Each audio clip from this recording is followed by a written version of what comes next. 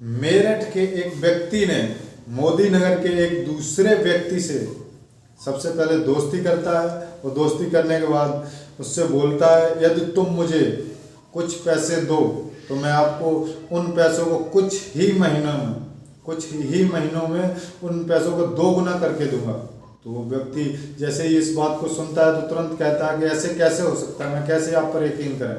तो वो जो मेरठ का जो व्यक्ति था वो कहता है कि नहीं, अगर नहीं आपको विश्वास तो आप पहले कुछ थोड़ा पैसा दीजिए, उन पैसों में ना ही आप गरीब हो जाएंगे और ना ही हम अमीर हो जाएंगे। तो वो उस पर विश्वास कर लेता है। पहली बार उसे वो 40 से 50 हज़ार रुपये देता है। मोदी नगर वाला जो व्यक्ति था उसे 40 से 50 हज़ार रुपये दे देता है और वो जो मेरठ वाला व्यक्ति था वो उसको 40 से 50 हज़ार रुपये लेकर कुछ ही महीनों में उन पैसों को 2 गुना करके दे देता है। और जैसे ही 2 गुना करके देता है तो मोदी नगर का जो व्यक्ति था वो उनको पैसों को डबल देखते ही उसके मन में लालच आ जाता है। लालच आने के बाद फिर वो दूसरी बार 1 लाख रुपए देता है। 1 लाख रुपए देने के बाद जैसे ही 4-5 महीने बाद 1 लाख का जब 2 लाख रुपए वापस रिटर्न कर देता है, उसे डबल करके दे देता है, तब उसके दिमाग में एक और सवाल उठता है कि ये व्यक्ति लग रहा है बहुत ही ईमानदार है और बहुत ही अच्छा इंसान है।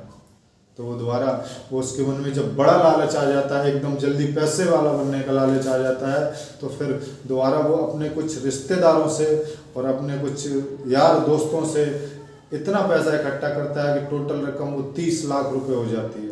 उस 30 लाख रुपए रकम को देता जरूर है, लेकिन जो मेरठ वाला व्यक्ति था उस रकम को दोबारा वापस डबल करके नहीं देता। वो उस रकम को लेके वहाँ से फरार हो जाता है। फरार होने के बाद दोस्तों हमारी इस वीडियो की सच्ची घटना को जानने के लिए वीडियो के अंत तक जरूर जाएं और हमारे चैनल को सब्सक्राइब करें और लाइक करें। मैं विनय कुमार, राम राम नमस्कार, और आप देख रहे हैं वारदात की दुनिया चैनल। तो बने रहिए हमारे साथ इस वीडियो के अंत तक। चलते अपनी सच्ची घटना की तरफ। दरअसल ये घटना उत्तर प्रदेश का एक जिला पड़ता है जिसका नाम है गाजियाबाद, और उसी गाजियाबाद जिले में एक थाना पड़ता है जिसका नाम है मोदी नगर थाना। और इसी मोदी नगर थाने में इस घटना को शुरू करने से पहले मैं बताना चाहूँगा, एक बागपत जिले का एक गांव होता है जिसका नाम होता है मुकंदपुर। उस मुकंदपुर गांव से एक लड़का होता है जिसका नाम होता है अंकित खोकर। उस व्यक्ति का नाम, उस लड़के का नाम अंकित खोकर होता है। उस लड़के के माता पिता एक देहांत में ख़त्म हो जाने के बाद, जिनका देहांत हो चुका था, वो ख़त्म हो चुके थे, परिवार में कोई दूसरा व्यक्ति नहीं बचा था। उसके बाद वो अकेला पड़ जाता है। अकेला पड़ने के बाद वो बेटा कुछ करना चाह रहा था, कुछ पढ़ लिख कर बनना चाह रहा था। तो उसके मन में एक सवाल आता है कि मैं पढ़ाई अभी और करूँगा, अपने पिता का नाम रोशन करूँगा। उसके बाद वो जैसे ही अपने उस दुख से बाहर निकलता है, निकलने के बाद वो लखनऊ जाता है और लखनऊ में पीएचडी का एडमिशन करवाता है। पीएचडी करने के लिए एडमिशन करवाता है और वहाँ से एडमिशन कराने के बाद अपने रिश्तेदारों को और अपने लोगों के पास आता है जो रिलेशन में थे, तो अपना अकेलापन दूर करने के लिए वो एक अपने गांव की ही मुँह बोली बहन से, जो मोदी नगर थाने के अंतर्गत एक राहदा इनक्लेव नाम से जो कॉलोनी जानी जाती है, उनसे उसका मुलाकात होती है। मुलाकात होने के बाद वो उन्हीं के यहाँ रहने के लिए बात करता है उनसे। और जब वो 26 जुलाई 2022 को उसी मोदी नगर थाने के अंतर्गत जो राहदा इनक्लेव कॉलोनी आती है उसी में रहने के लिए आता है। मुंगोली बहन के घर पर रहने के लिए किराए पर रूम लेता है और 26 जुलाई को वहाँ पर कमरा लेने के बाद जो मंगोली बहन थी उससे बहन कहा करता था, और जो उनका पति था जिसका नाम उमेश शर्मा था, उनसे जीजा बोला करता था। धीरे धीरे इनमें संबंध बढ़े, प्यार मोहब्बत बढ़ा। तो उस अंकित खोकर को ऐसा लग रहा था कि मेरा परिवार मेरे साथ ही रह रहा है, मेरे माता पिता दोबारा से मेरे वापस आ गए। इतना एक दूसरे से प्यार करते थे, वो एक दूसरे से अपने दिल की बात बताया करते थे।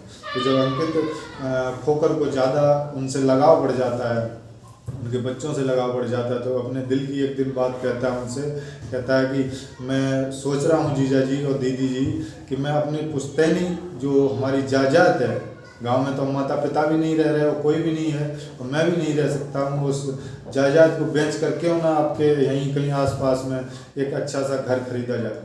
उसके जीजा भी इस चीज बात से सपोर्ट करते हैं और कहते हैं हाँ ये बात आपने अच्छी बोली है और ऐसा ही करना चाहिए।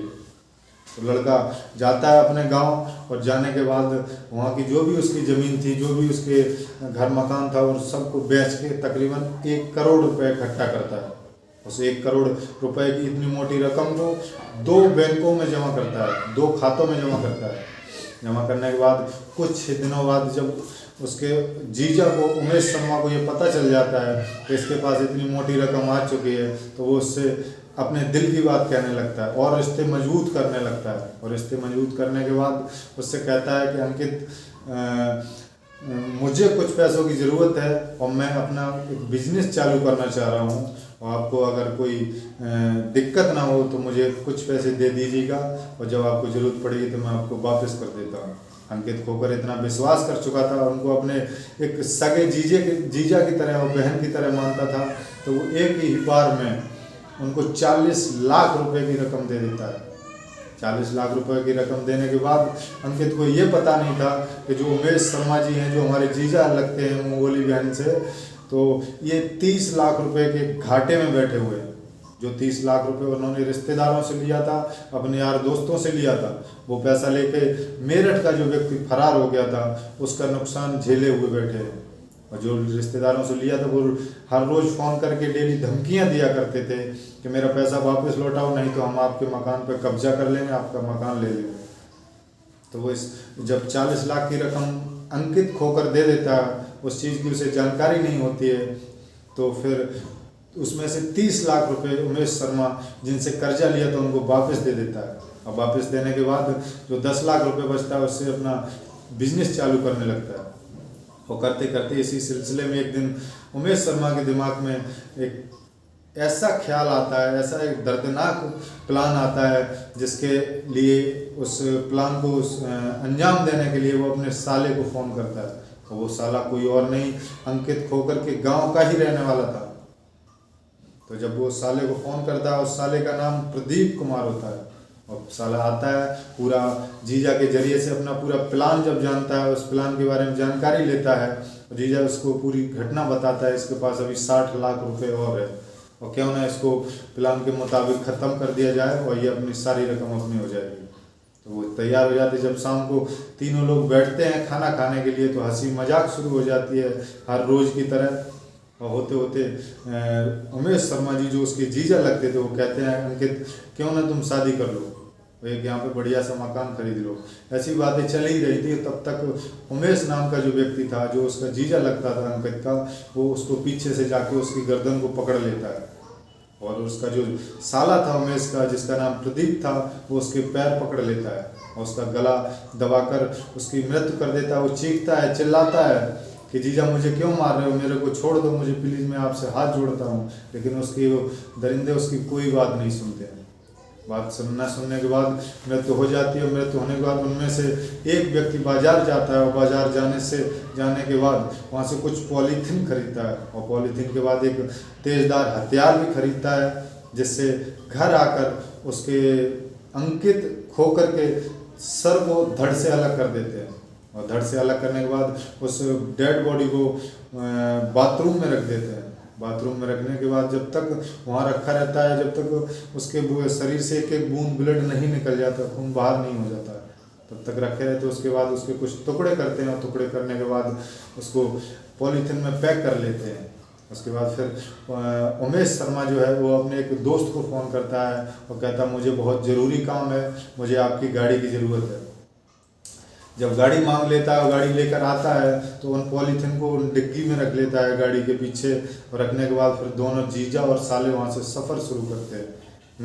निकलने के बाद ये 6 अक्टूबर को ये पूरा काम किया गया था प्लान के मुताबिक। और जब 6 अक्टूबर के जब वहाँ से निकलते हैं, सफ़र शुरू करते हैं, यहाँ से जीजा और साला निकलने के बाद सबसे पहले खतौली जंगल के इलाके में जाते हैं, कुछ पॉलीथीन वहाँ डाल देते हैं, और वहाँ से फिर निकलते हैं। ये डासना के पास एक मंसूरी इलाका है, मंसूरी इलाका लगता है, कुछ टुकड़े पॉलीथीन के 1-2 वहाँ भी डाल देते हैं। वहाँ डालने के बाद उसके बाद वहाँ से फिर निकलते हैं। कुछ दूरी पर एक गंग नहर पड़ती है, जिसमें बहुत तेज़ धार चलती है और बहुत बड़ी नहर है, पानी हमेशा चलता ही रहता है उसमें। उस नहर में भी जाके कुछ टुकड़े, कुछ पॉलीथीन जो पैक कर रखे थे उसमें डाल देते हैं, और उसके बाद फिर वहाँ से चलते हैं। इन्होंने कई जगह उसके थोड़े थोड़े पार्ट के इधर उधर बॉडी के पार्ट डाल दिए थे, जिससे किसी को पता न लगे।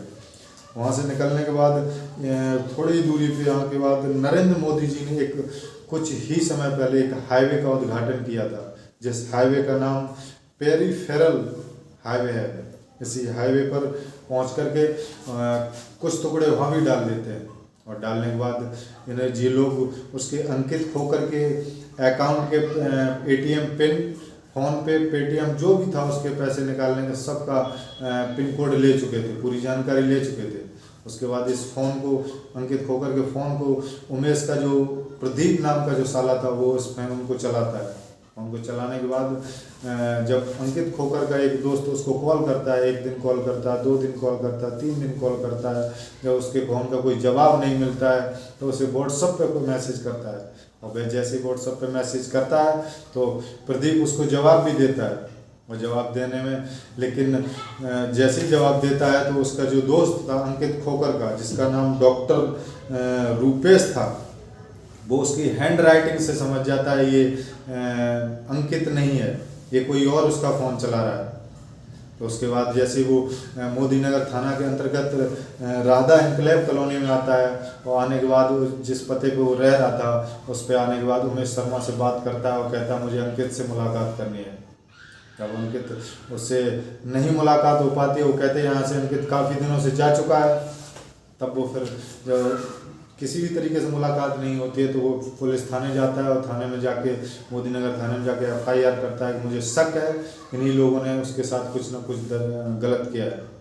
जब पुलिस आती है और सख्ती से पूछताछ करती है, पूछताछ करने के बाद जब उनको गिरफ्तार करके ले जाती है उमेश शर्मा को, और उसके साले को जिसका नाम प्रदीप था, और उसकी बहन को भी, जो मुँह बोली बहन थी, उसको भी लेके जाती है। जब सख्ती से पूछताछ करती है, पूछताछ करने के बाद जब इस दुर्घटना का, इस क्राइम का जो खुलासा होता है तो लोगों के कानों पैरों तले ज़मीन खिसक जाती है। कैसे कोई कुछ पैसों के लिए, कुछ लालच में आके दूसरे की जान ले लेते हैं लोग। तो जब ये दुर्घटना का खुलासा हुआ तो पुलिस इनको गिरफ्तार कर लिया है, और 14 दिसंबर को तीनों